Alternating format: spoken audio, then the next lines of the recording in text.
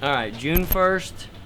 It is now 3:40, a little bit later than when we wanted to get going on the road. But we have my race car loaded up, ready to go. As y'all know, for those of you that follow our channel, the last 2 races we went to in Dallas, I don't want to say we got lucky, but we got the car running really good and won both events. The last event, we had a little oiling issue with the motor. And instead of going back to the track to diagnose it, I've decided to load up in the trailer and head to Fuel Tech to use their hub dyno, and we'll make rips on the dyno and try and diagnose what's going on. It's just a lot easier to diagnose it, and it's a lot safer than going down the drag strip and worrying about oil coming out of the motor. We know where it's coming out, we just don't know why 100%. We think we have an idea, we're not 100% sure. So instead of risking it at a drag strip and risk wrecking the car and hurting myself, we're in a lot safer environment on a dynamometer, just like we do with our street car stuff. The only reason why we can't use my dyno is my dyno can't support the kind of horsepower this thing makes. It'll have tire spin, and it just can't hold that kind of horsepower. So we're gonna go to Fuel Tech where they have a hub dyno, takes the wheels off and actually hooks up to the hub, like the axle of the car, so there's no wheel speed or nothing like that, and puts a load under the car, and that's gonna help us diagnose it. So for right now, Chris and my buddy Daryl are about to take the rig to Georgia. I'm going to try to fly in hopefully Wednesday night, if not Thursday, and spend the day Thursday on the dyno, and I'll try to bring you all along for the ride with the GoPro. So be checking. What's up, Chris? See you in Georgia. I feel bad getting them started later. They were trying to leave this morning to get there nice and have a nice night's sleep. Now he's going to have to drive through most of the night, which is going to suck. I'm sorry. And then tomorrow kind of work on the motor a little bit that we think we have issues, get it ready for the dyno come Thursday. Ready? That's plan. Yeah. And then hold on. If a miracle happens and everything does work, there is a race in Dallas Saturday that we might try to go from Georgia to Dallas to hit up. Now, A little more testing. in a perfect world, sure, but most likely that's not going to happen, and we're going to get the car ready and hit Dallas 2 weeks after this weekend for another big event. So plenty more to come on the race car, so keep watching our channel, guys. Anybody in a 275, show up. I want someone to be close. I'm tired of just running over people. See you, Chris. You got Bye-bye. first shift? Yeah. I guess so. I love it. All right.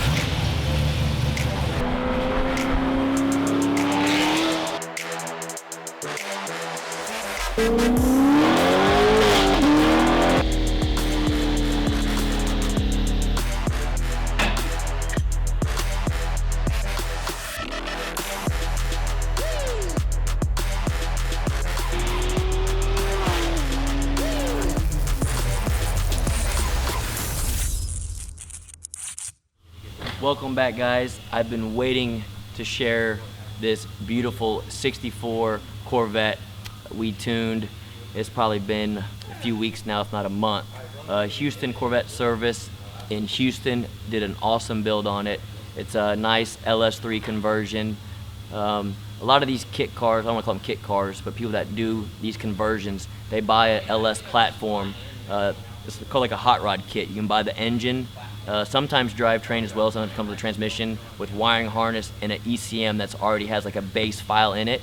In this particular instance, it had that. They finished building the car, and he drove it around for a little bit and just didn't like the way it performed. It didn't idle quite right and just thought it could be better. So brought it to us. Of course, because it was a hot rod kit, we couldn't just pull the ECM, modify it, and make changes. We had to actually get a whole new ECM for it, start from scratch, which we did, which is no big deal. It is just a little LS3, very small camshaft in it, nothing crazy. And I believe we baselined it before.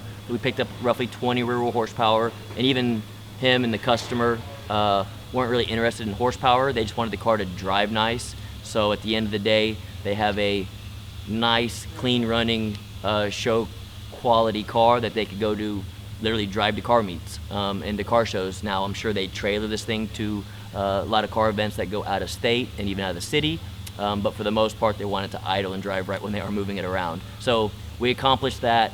All in all, man, that car right there is a perfect Saturday night cruiser. Me and the wife have been talking about getting an old school car for a while now. She brought up a Corvette like that, so I might have to do some shopping of my own to see if I can find something to restore like that. And doing the LS conversion and something like that is just truly one of a kind. And this car was super clean. Everything from the interior, the red interior, the paint on it, the black paint was immaculate. Kind of car show stuff. You hit a button, the hood comes up to show off. For all you Corvette guys out there and car show guys, people love that kind of stuff. Obviously we're more performance stuff, but people love to see that kind of cool little trick stuff. All the knobs inside the car, everything's super clean, nothing's broken on it. A lot of these older cars that we get that are restored, they look better on video than they actually are in person. I can truly attest that this car in person is super clean from front to back.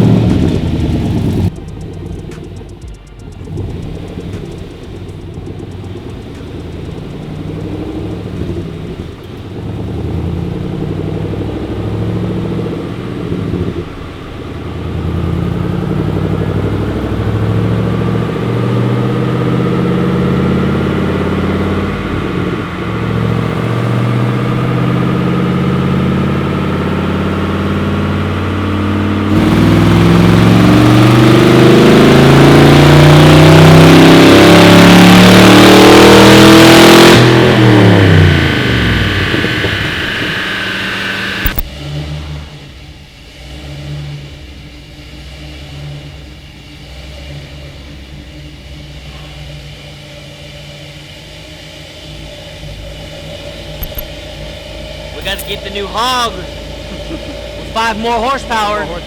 Here we go, 5 more horsepower coming up.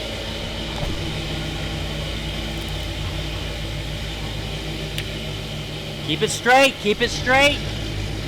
Keep it straight, Peyton. Don't be shaking. Don't be shaking. Oh, I'm not shaking. Easy. Come on, easy now. Ooh, is it straight? Is it straight? It's straight. Come on. If it's not straight, we lose an extra horsepower, so it'll only be 4 horsepower instead of 5. No, I just straight. Ooh, look at him breaking out the credit card. Hey. That credit card got any money on it? Yeah, I just got paid today. Oh, boss man paid you today? How come I didn't get paid? I don't know. Dang. Boss man screwing me over. Ooh, yeah. Ooh. Bam. 5 horsepower. All right, good job, dude. Thank you, I'm buddy. impressed. That's in the fucking middle too. I'm impressed. Yep. Good eye. Good eye. Brum, brum, brum, brum, See if brum. it starts. What are the odds it doesn't start? Pretty good. Pretty good right now. Hey, I bet you can do it higher. Huh? I bet you can do it higher. Like jump it? Yeah. Like go just pop off. Start on the 2-pole. Come down the 2-pole. Oh yeah.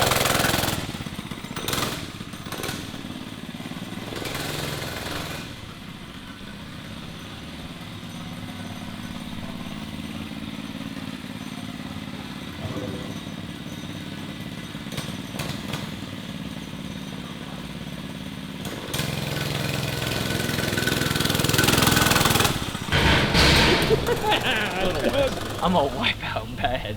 You can't go, I mean, how far can you lean before it rubs? No, you can't. And we all had to find out. Did you really go? Yeah, it goes back down. I hold the record, Steven, okay? What's the record? 44-32. But Hey. those were the first times we've gone. Yeah, so they were pretty. I'm telling you, I just drove this conservative. thing to lunch and it did not feel like it did before I went on my trip. But it was a choke, Did y'all right? mess with it? Yeah. No, I mean, did you? Chris took off the governor, so the top speed's way higher. It felt like it was going 3 miles an hour today when I went to lunch. All right, I tell you what, I'm gonna do this. If Yeah, I'm no, 10 it- seconds behind your time, would I putter. call BS. The choke's on run. Start right over here.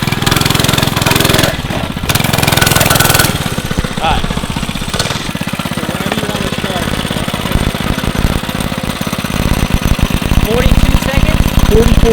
Hey, if I'm not back in 2 minutes, call 911.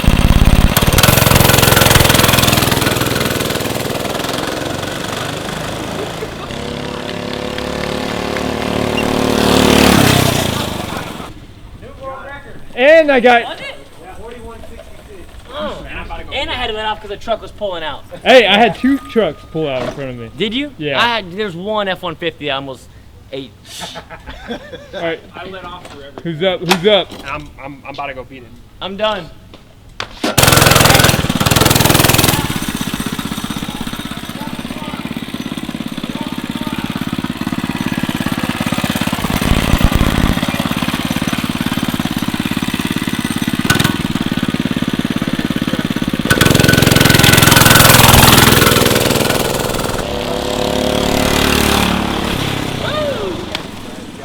Woo! 43.55. Faraday still holds the record.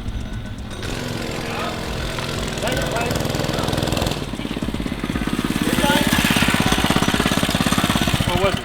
43.55. Well, there was the water over there, so like I had to kind of. Yeah, you almost ate shit on the first corner. As always, guys, thank you for tuning in. Those of you new to the channel, hit that subscribe button, bell notifications for future videos coming up. Those of you that follow our channel, I already said it, thank you very much. And new world record holder, 41.6 around 2 buildings. We'll see if one of these guys can beat it come next week, so stay tuned.